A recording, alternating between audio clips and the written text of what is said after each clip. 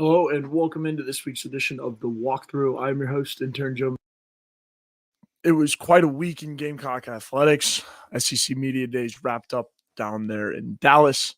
Also, 41 days till football. Can you believe it? 41 days till South Carolina opens up their season against Old Dominion.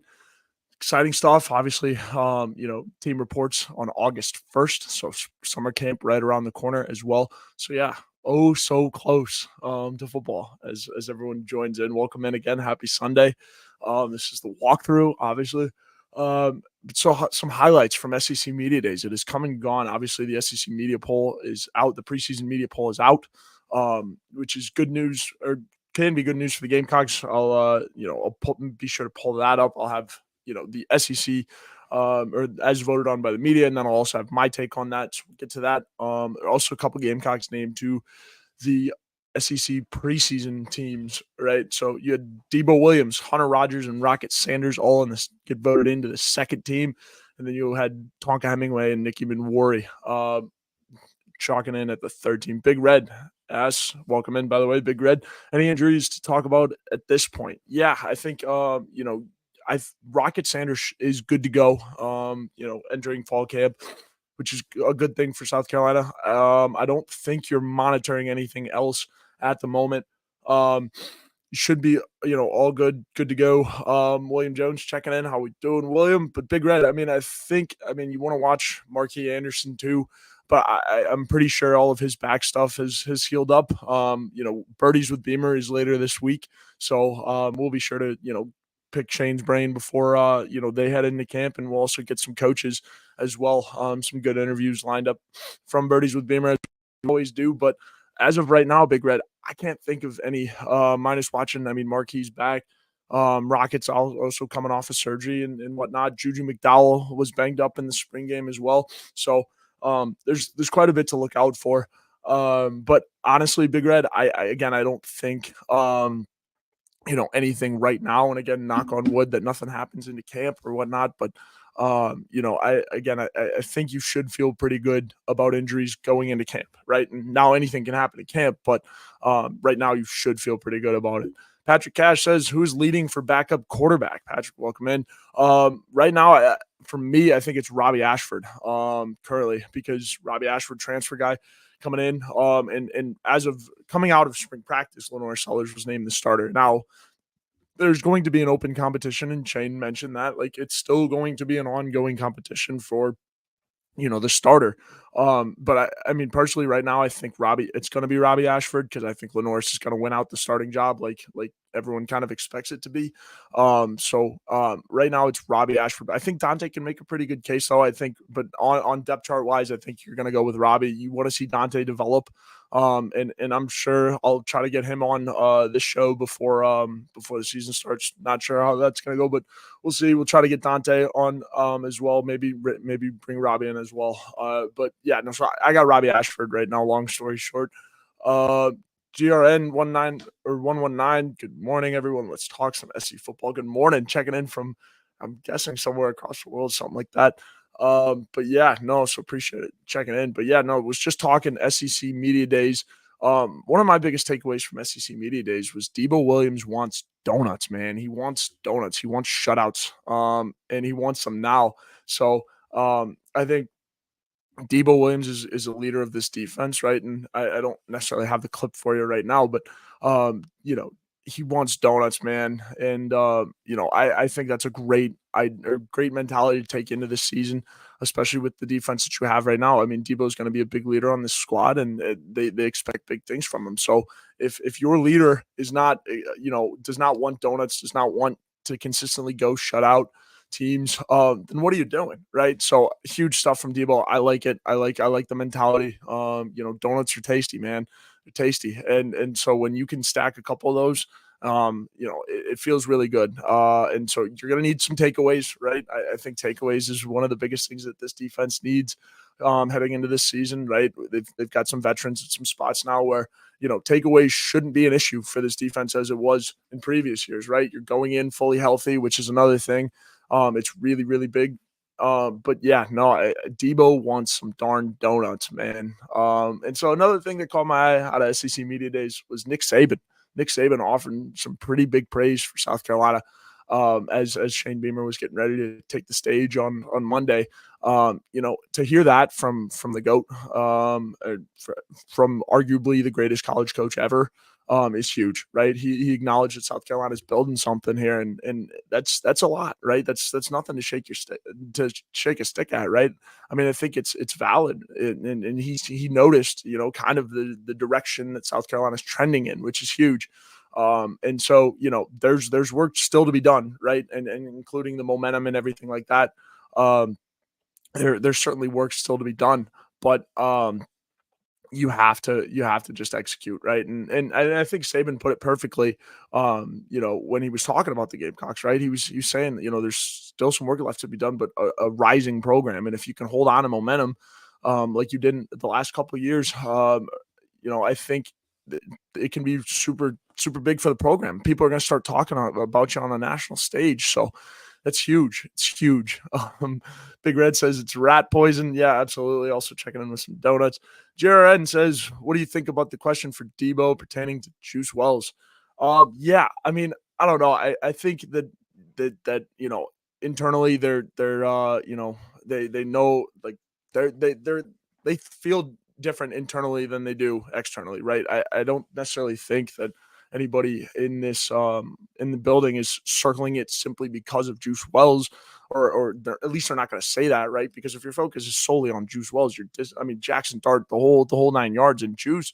I mean, Juice is still banged up going into summer camp, right? And so you hope that he's healthy for this season. And I mean, do I think that Juice Wells is going to be their number one wide receiver? No, I don't.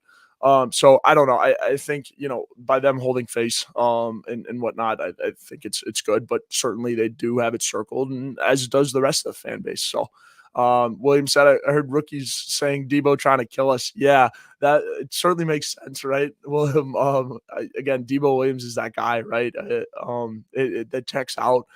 But Debo is a really, really intense guy, right?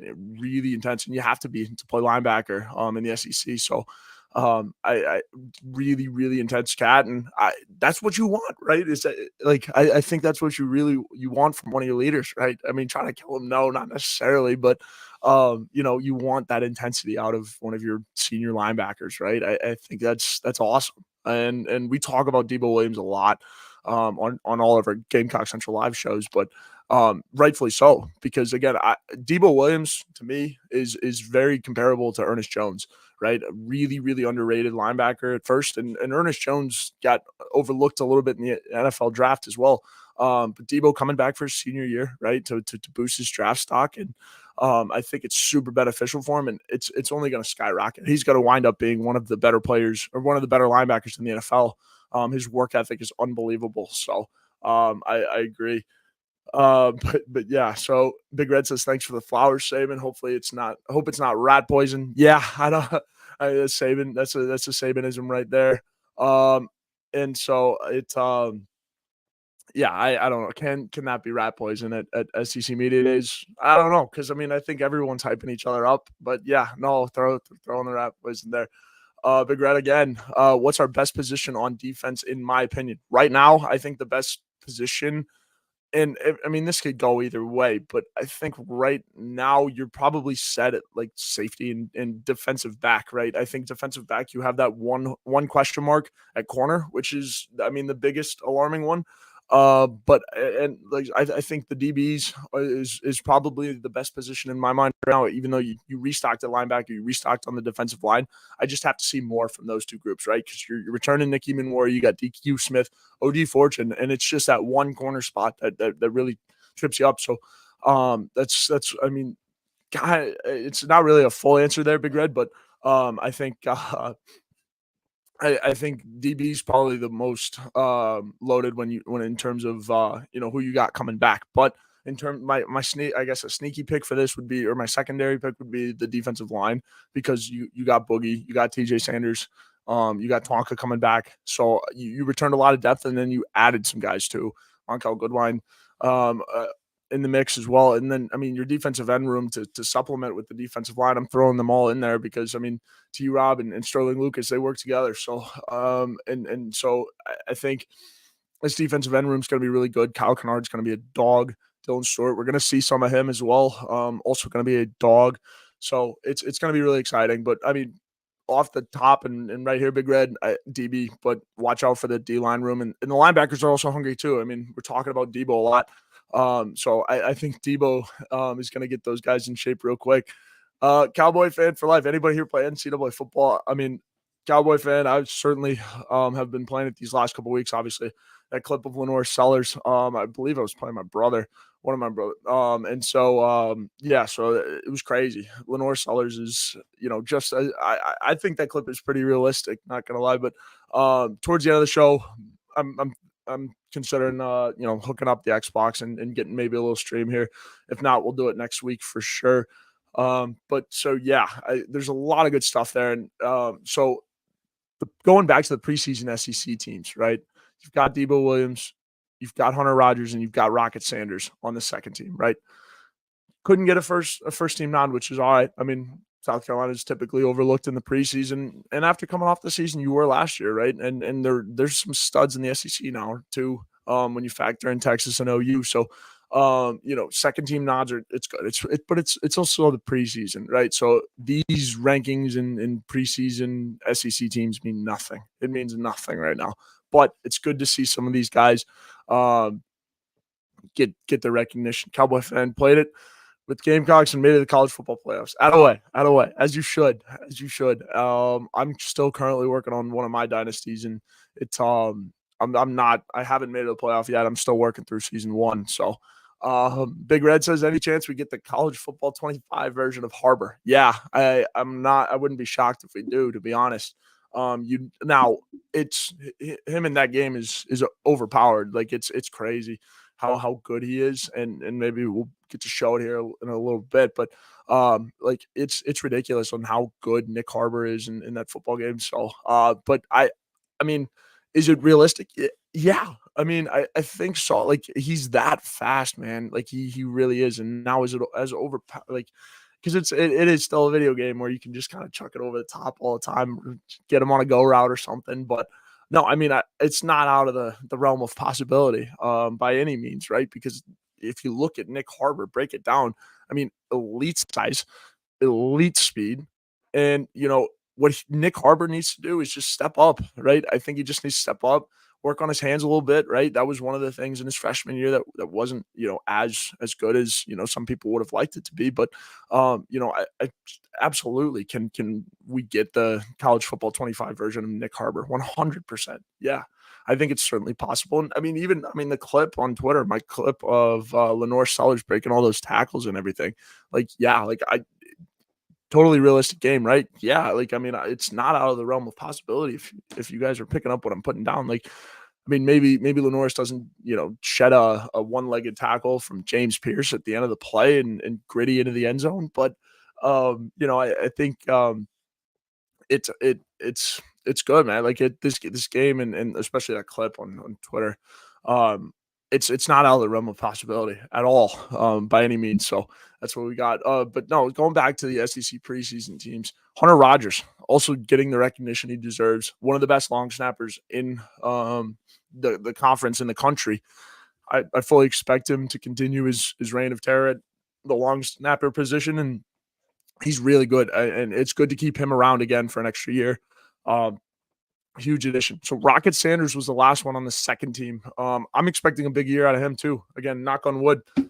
If Rocket can be fully healthy, and I'm interested to see where do you guys see the ceiling for Rocket and this offense? Because I mean, obviously, we know what we're getting with Rocket, and Oscar Attaway's got a lot of talent too, and I fully expect to see a lot of him as well. But what is your expectation with Rocket? Because mine, I mean, certainly at least he's coming off an injury, right? But he's so dynamic with the football in his hands. I mean, really, really so dynamic with the football in his hands. So, does he deserve the second team nod? Yeah, absolutely. Because there's a lot of potential, and Rocket's one of those dogs, man. He's one of those dudes, and so he's gonna highlight your rushing attack. How healthy can he be? I mean, we'll see. If Rocket can't stay healthy all the entire year, which again, knock on wood, hopefully it happens. But running back's a tough position to play in the SEC. But I think he can do it. And then I mean, when you add the 1-2 punch with Attaway, and then you dig into the rest. I mean, Jawarren Howell, Juju McDowell, a lot of options out of the running back room for this offense, and there's certainly a lot to love there. And then third team, Tonka Hemingway and Nikki Minwari. That's a slight on Nikki Minwari, man. Tell you what, Nikki Minwari has the potential to, I think at the very least a second team nod, certainly a first team nod. This kid's a stud, man. Coming from Irmo, we saw what he did last year, which was awesome. I mean, stepping up when you needed him the most, and really, really, making a ball player out of himself. So, even Worry should like he's a first team level talent to me, if you're asking me. So again, seriously, like underrated there. Tonka Hemingway also could be a second team guy. And the fact that Tonka Hemingway was the guy on the third team. I mean, there's a lot of guys on this defensive line that can break out and have one of those years and find themselves on one of these SEC teams. So you know, it's really, again, Nikki Minwari is going to finish on the second team or the first team. He has that potential. Same thing with Tonka. Tonka's a second team, first team level guy. So there's a lot of potential for these dudes. And if I'm sure Nikki Minwari sees it as a slight, because I'm sure he sees himself as one of the best, or as we all see him, as one of the best defensive backs in the SEC right now. So um, I'm sure Nick is taking it as bulletin board material, and he's going to show the SEC and the media, why he's as good as he is, and it's only going to continue to grow with a guy like Nicky. So a lot of good stuff there. Big Red says, any teams in the SEC that are overrated coming out of SEC media days? That's a good question. I'm going to pull up actually the preseason media poll as voted on by the media at SEC Media Days. So here we go. This is the official preseason poll. I'll pull up mine because I did my own preseason media poll for the SEC. But this is how the media voted on the SEC. And Big Red, any overrated teams? It's the SEC. I mean, it's close, man. But here's the media poll. Pulling it all up. You got Georgia at 1, Texas at 2, Bama 3, Ole Miss at 4, LSU at 5, Missouri at 6, Tennessee all the way down at 7. I had Tennessee a lot higher. Oklahoma at 8, A&M at 9, Auburn 10, Kentucky 11, Florida 12, 13, South Carolina. Do you guys think this? I mean, I think this ranking is too low. I'm sure a lot of the viewers do as well, but I don't know. I think you're better than Florida, at the very least. Florida, that 12 and 11. I mean, I think you could probably be better. Even in Auburn, you can make a case for. So I mean, I don't know. I'm sure fan base feels that they were a little low, and rightfully so, right? I think the Gamecocks haven't gotten as much respect on that national level, or even the SEC level, yet to really be breaking up into the rankings, right? Like causing havoc up there in the 6, 7, 8, 9 range. And once you get there, you can get up. It's top 5. So yeah, I don't know. I mean, my initial thoughts of this, I mean, South Carolina was low. But again, I think you're better than a lot of teams. Big Red, to answer your question, I mean, I don't know. I think Auburn. I don't know. Maybe I'm not. Maybe I'm doubting Hugh Freeze, man. Maybe I'm doubting Hugh Freeze, but I don't think Auburn is one of the 10 best teams in the SEC. I don't. I don't. I think South Carolina's contending for it. Kentucky's certainly contending for it. Florida's all. Big Red. I mean, Florida's a little overrated as it is. I don't know if Billy Napier lasts all season long. If I'm being honest with you, like I could certainly see that program if things don't go the way they want. Billy could be on his way out, and that's another reset for Florida. What does scare me about the Florida job though, is that if they find the right person, right? If they find the right person for that Florida job after they can Billy Napier, that's scary because Florida to me is a sleeping giant. They've got everything they need. The swamp is awesome to play at. They've got, I mean, now the NIL thing, I'm sure they can get more boosters if they have a head coach in here that really wants, or that the fan base really likes. So yeah, I don't know. Florida's my big one. But I mean, as we go through it, I mean, again, with the rankings, I've got South Carolina at 10. I'm going to pull up my ranking here too as well. And so, yeah, this is voted on by the media, the SEC poll for this year. Again, any surprises minus the fact that South Carolina's down at 13. But I'm going to pull up my ranking here real quick. And this is how I ranked them compared to the media. I was not at SEC Media Days in Dallas. Okay, here's how I ranked them, right? This is what we got. So I had Georgia 1, Alabama 2, Texas at 3. I had Tennessee. I think Tennessee's going to be really good, unfortunately. Luckily, South Carolina doesn't have to play them. But, I think Tennessee's going to be pretty darn good. Ole Miss at 5. I've got the Juice logo there, too, if anyone caught that. Oklahoma at 6, Missouri at 7, LSU 8, A&M 9. I told you South Carolina at 10. Again, you're in front of Mississippi State, Auburn, Florida, Arkansas, and Vandy. I think you're better than all of those teams. And Kentucky, we're gonna have to see how that game goes. But Kentucky's one of those teams where you really you have to win that game. You really have to win that game on I think it's week 2. So it's certainly a wake up and go. Hope you get all your demons out against Old Dominion because you got to come ready to play at Kentucky. And now we know Kentucky's not as much of a football school as it used to, or as other teams in the SEC. But again, certainly have to watch out for them. And I think you're kind of on the same tier with Kentucky. I know South Carolina fans don't want to hear that. I know this fan base does not want to hear that. But right now, in terms of striking up and trying to make gains on the conference, you're sitting right there with Kentucky, and you're almost at where Missouri is. And it's not, I mean, what Eli Drinkwitz has done and developed players these last couple of years has been spectacular, right? When you look at it. So you want to get back to that point. You want to essentially do what Missouri's doing and sneakily climbing the ladder of the SEC, right? But again, this is my preseason SEC rankings right here. Yeah, when I was talking to Tyler Head on the radio on Friday, I had Arkansas way up there. Did some more research. Don't think Sam Pittman will last it the entire season down there. But they're going to embrace the hog, man. So they're going to figure things out at Arkansas. But I'll pull back up the regular, just the SEC media poll again one more time before we get things moving on. But yeah, I think here we go. Let's pull this up. Oop. There we go. Okay, so yeah, this is back to the regular media poll. But yeah, underrated is certainly one thing, and this program is going to be circling this for a while, right? And I mean, stop me if you've heard me before. South Carolina enters a football season underrated, slept on. Stop me if you've heard it before, but I'm sure that this fan base is used to it at this point. Let's see, Craig Godwin checking in. We need to have a QB with wheels for this foreseeable future. I don't think we can protect the pocket passer for 4 to 5 seconds. This run game should be 40 to 75 yards a game better. I agree, Craig. I think you have the tools to do it finally. You have some depth at offensive line.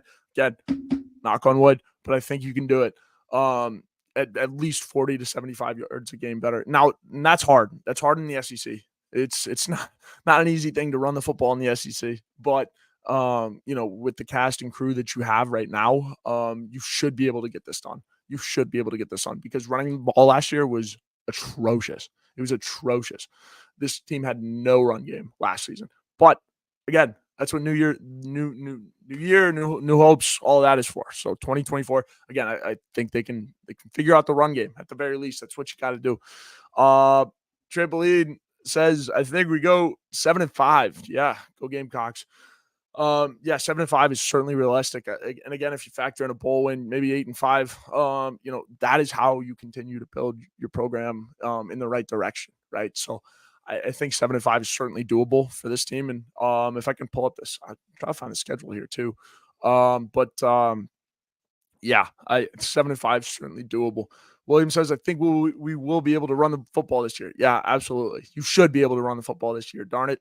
You really should, because last year was just so bad. It was so abysmal. And again, now I'm not saying it's not on anybody in particular, right? You had so many injuries and these offensive linemen were playing with guys. I mean, the interchanging it was not good, right? Too many injuries, way too many injuries.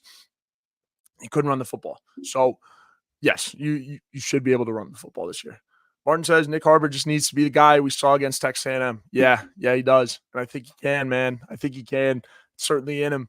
He's a stud, absolute stud, and we just need to see more of it, right? So, certainly doable for this season. Big Red says Mazio Bennett is going to be a game changer this year. Can't wait to see what he's going to do. Yeah, I mean, I think Mazio Bennett adds so much to that wide receiver room, man. He really does. There's a lot to love. And he's just a dog, just a dog. The competition level is one thing, but I mean, also knows how to get in tight spaces. He's a little undersized, but he plays like he's 6'6", right? He plays like he's Nick Harbor size, 6'4", 6'5", whatever. And it's not the size of the dog in the fight, essentially. When it comes to Mazio, right? He's just an elite at competition, and he's going to shake up that room, right? Even if we don't see him right away, I think the benefits of having Mazio Bennett at South Carolina are going to go a long way. Again, even if he's not getting on the field right away, the benefit of having him within the building and increasing the competition in that wide receiver room is going to be huge, huge. When you have a young guy that loves to compete, I'm sure Mazio is giving it back, and all of the crap talking and back and forth that DBs and wide receivers do. I'm sure Mazio is getting into it like at practice. You have to get yourself going, find a way to get yourself going. So I certainly think that Mazio Bennett, game changer, absolutely. And how he does when he gets on the field, gets a chance. I think, obviously with any freshman in the SEC, there's going to be some growing pains, but I mean, Mazio's a dog, like plain and simple. And he's not going to quit on you either. Like, right. He loves his school. He loves his university. Happy to be here and ready to prove himself on a big stage too. So yeah, I can't say enough good things about this kid. He's really, really good and going to shake things up. Absolutely.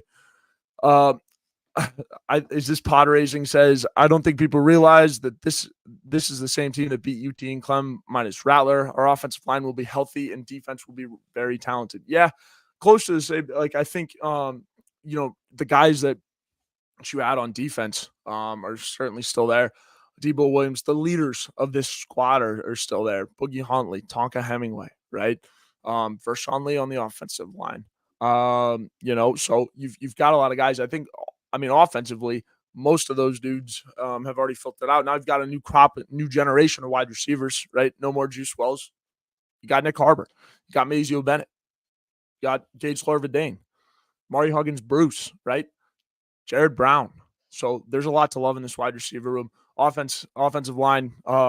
This is the first year of the Great Wall of Carolina, right? I think it's huge. Josiah Thompson, Cam Pringle, Tree Babalade, or Marquis Anderson, and Pro Baugh have all gotten a year of experience. So year 2 for them, right? And I'm expecting big things out of Tree, right? As we all are. I'm big development out of Tree. I think Cam Pringle. I'm not sure which freshman is going to step up. Josiah Thompson. Last time we saw him out at camp and media, Josiah Thompson has grown, man. He's a big boy. And so it's huge when you get your offensive linemen and you see these guys in the strength and conditioning. When all of that takes shape and they start eating a little bit more, get on that college weight plan. These guys grow, man. And Josiah Thompson's one of them. Been doing a lot in the weight room from what we're hearing. So, like it, I love it. But yes, you need to capitalize off of this momentum. Is it pod racing? Yes. But so how do you feel about the quarterback change? I'm with it. I mean, I think, if you're referring to Spencer over to Lenoris, I think there's a lot to be excited about, right? You had a really, really good leader in Spencer Rattler, turning the reins over to a young buck in Lenoris Sellers, who's really, really, really talented, right? But he learned from one of the best leaders in college football, one of the most humble guys in college football, in Spencer Rattler. And so, I really, really like it. Now, Robbie Ashford's, again, technically not still out of the equation. And I think Robbie Ashford is a very good and capable backup, right? A very good and capable quarterback if you need him. And there's still a chance that he might, win out the job. I don't think he's going to beat out Lenoris at this point, as Lenoris won the job out of the spring. But again, I think Robbie's certainly capable of quarterbacking this offense if he needs to. So Big Red said, I've heard it said that mass underclassmen aren't good at first because of inexperience. Is that the case for us in Carolina? Uh, I'm assuming most underclassmen aren't good at, and yeah, growing pains happen, Big Red, right? I think growing pains really happen. It's okay to have growing pains, especially in the SEC. It's the hardest league in college football right now. So, it can be challenging, right? And we saw this with Nick Harbor last year, and Shane was alluding to it. And the way that they talked about it was slowing the game down, right? When you can slow the game down, that's when you know you've kind of made it. That's when you know that you're ready for the big stage, that you're, experienced, you're ready. When you can finally, when you've played enough in it and seen it slow down, I think that's where the money is, right? Where the best performances happen. So it's going to take guys a little bit for it to slow down. We saw, I mean, Tree and Tro did a fantastic job against Georgia, right? I mean, for their first career start. Now, were there moments in that game against Georgia last year that Tree and Tro where you could tell they were freshmen? Yeah, a little bit, but I mean, and they had their fair share of growing pains too throughout the season. But again, those guys are sophomores now, so I mean, expecting big things out of those guys as well. Wait, but yeah, so underclassmen, it's just a growing pains thing, Big Red. It really is. Um, so Martin says battle for punt and kick returner is going to be interesting. Mazio, Gage Larvadain, Amari Huggins, Bruce are all candidates. Yeah, and Martin. I mean, if I don't know if you've gotten the chance to watch Gage Larvadain's highlights, but it's legit. I think Mazio is certainly going to compete for it as well. I mean, wicked speed on both of them. Amari Huggins, Bruce as well, going to be interesting. But I mean, personally, I think it goes to Larvadain because I mean, if you look at his tape, Martin, I don't know if you've had the chance to turn on his tape, but a lot of it is kicking and punt returns, right? The kid is wicked fast. He was one of the best returners in the MAC last year, one of the best receivers in the MAC last year. Was certainly in the running for one of the better players of the year. And so, yeah, personally, I think it goes to Larvadain, but either one of those guys is going to be a rep. And it'll be interesting just to pick Joe DeCamillis' brain on, who he wants, returning kicks and all that, and if they have a favorite yet coming up here at Birdies with Beamer, because I doubt it. They're at the point where they've got it established, and they'll rep that out in summer football as well. But Martin says Gamecocks have nice pieces, but so do almost every other SEC team. It's about who can put together the puzzle and utilize their players the best way. Gamecocks often do not a good job of that. Yeah.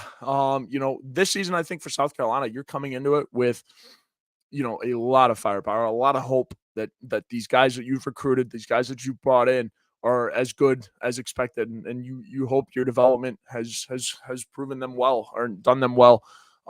So I think, at this point going into this season, a lot of young, unproven talent. Now, top of the board, like over here with Georgia, Texas, Bama, Ole Miss, like this is all proven talent right here. Right. And Tennessee's really the first one that pops up with kind of unproven with Nico Iamaleava. But I think, I mean, Georgia, Carson Beck coming back, Texas got Quinn Ewers, Bama, Jalen Milroe, Jackson Dart at Ole Miss. LSU is going to be a question. I mean, they've been pulling in recruits, but I don't know. I don't know if I trust Brian Kelly that much, especially after the Notre Dame or being at Notre Dame. I don't know if he can win the big game. Missouri. I mean, look at all that's returning there. Brady Cook, Luther Bird, dogs, right? So, Martin, it's just returning players. And I think the way that South Carolina's set up for this season is, it got a lot of young, unproven talent right now. A lot of young, unproven talent, but they'll get there.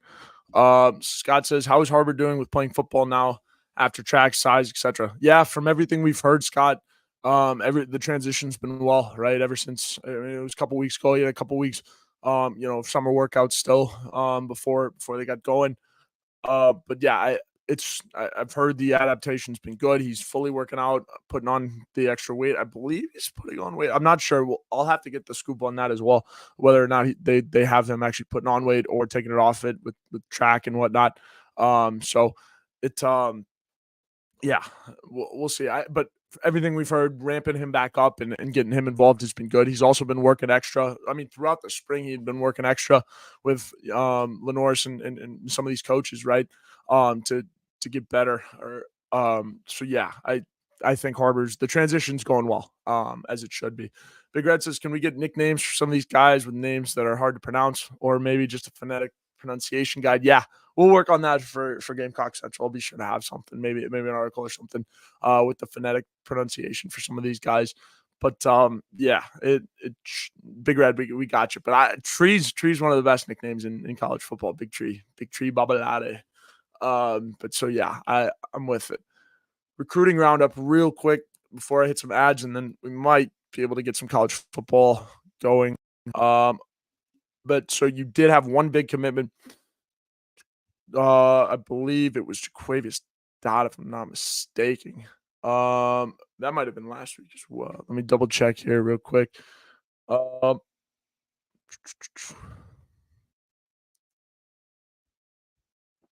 Oh, so Donovan Darden, I believe another wide receiver. Or no, this last week. So yeah, Darden, it's a linebacker, class 2025, big 3-star linebacker out of North Carolina. It's big. And then you also picked up another wide receiver, which was huge. So yeah. William Jones says Sean Elliott's going to be a game changer this year too. Yeah, William, I think Sean Elliott's going to be the key to getting the run game back on track. He's the run game coordinator. He's going to help, man. Even though he's coaching tight ends, he's going to help a lot with figuring out this run game, helping Dowell Loggins figure out this run game. So I think it's super huge to have Sean Elliott back, and everything we've heard. I mean, talk about these new coaches real quick. I mean, Mike Furry's been doing great job. Markel Blackwell as well, getting these running backs ready to go. But Coach Furry, Coach Elliott, huge additions to the staff, right? When you look at it in the grand scheme of things. So I agree, Big Red. Sean Elliott is a game changer for sure. Do want to hit a couple ads real quick. Before, and then I might be able to hook up college football. We'll see. I mean, if might be able to do that next week as well, depending on time and how long it takes to get this thing going here. But so first ad of the day goes to our good friend Clint Hammond of the Movement Mortgage Network. Need help with your mortgage? Give our good friend Clint Hammond of the Movement Mortgage Network a call. He's been in the mortgage industry since 2003, which allows him to help everyone from the first-time home buyer to the complicated and complex jumbo buyer. Whether you're looking to purchase a new home or refinance, nothing is more important than a well-thought-out financial strategy that comes with 5-star customer service. He's even helped out our very own Wes Mitchell and former Gamecock quarterback Perry Orth with their mortgages. So give our guy Clint a call. He's above us on all of our GC live programming. 803-422-6797. Once 803-422-6797. This week's episode of The Walkthrough is also brought to you by Andy Luedecke of MyPerfectFranchise.net. Are you ready to leave the corporate rat race for the American dream, looking for a side hustle while working your current job, wanting to diversify, build wealth, and or leave a legacy? Andy can help. Andy's a franchise consultant as well as a franchise owner and helps people find franchises that fit their skill sets, financial requirements, time to commit, and more. His services are 100% free. Andy's here to help if you have any questions about business ownership. Again, give him a call right now at 404-973-9901. You can also reach him, Andy, or via email at andy@myperfectfranchise.net. Once again, andy@myperfectfranchise.net. Give him a call. Once again, 404-973-9901 for all of your franchising needs. So yeah, it's been a pretty good episode of The Walkthrough so far. Big Red, are we on track with the 2025 recruiting class? That's been the big question right now, Big Red. So I mean, I think so. Yeah, there's a couple more guys that are out there that you'd like to get. And I don't think this class is necessarily stacking up to where the staff wants it. But again, it's far from over. You still got the late bloomers coming in.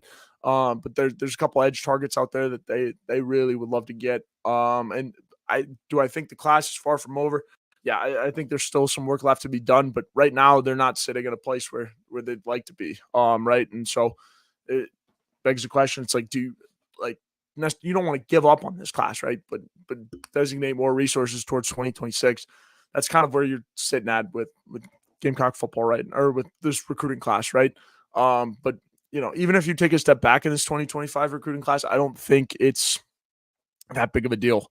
Because that happens, right? That's normal, right? And we saw what this program can do when, they under recruit, they go into the portal and go get guys, right? So I think it's huge, absolutely humongous, to be able to grab guys from the portal. And Big Red, I think, that's how they supplement this, right? Is by going get guys from the transfer portal. So huge, absolutely huge. Let's see, anything else I may have missed tonight? Trying to think what else we had. I mean, Tonka Hemingway was getting some love from Pro Football Focus, which is always good. Ranked in the top 10 defensive linemen, I believe. Griffin, yeah, top 10 defensive tackles in college football by Pro Football Focus. That's huge. Tonka's going to be a big boy. He's going to be a big help to this defense. And I think, there's a lot of room to grow for sure. But again, so that will do it for this week's edition of the Walkthrough. I'm your host, Joe Macheca. Thank you guys for tuning in. Next week, should be able to stream some college football for you guys. Sorry, I couldn't get it figured out tonight. It takes a little bit. So, but appreciate everyone tuning in, and we will talk to you on GC Live, Talking Tuesdays. Be sure to like, subscribe if you're watching this on YouTube. Hit that follow button if you're over on Twitter.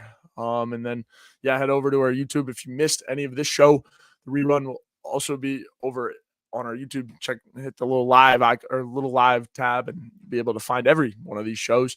And if you're not subscribed or want to know whenever GC Live goes live, hit that little bell icon next to the subscribe button. So, appreciate everyone. Again, trying to get this college football. If it's something you guys are interested in, let me know. Just streaming it a little bit towards the end of these streams. Maybe we could start a dynasty, something like that. I'm still trying to get it figured out on my end, but maybe we could start a little walkthrough dynasty or something like that for the end of the show as we approach football season. And we will have more content as well coming up. But so appreciate everyone tuning in. Enjoy the rest of your weeks. See you guys on Tuesday for GC Live Talking Tuesdays. Once again, thank you guys.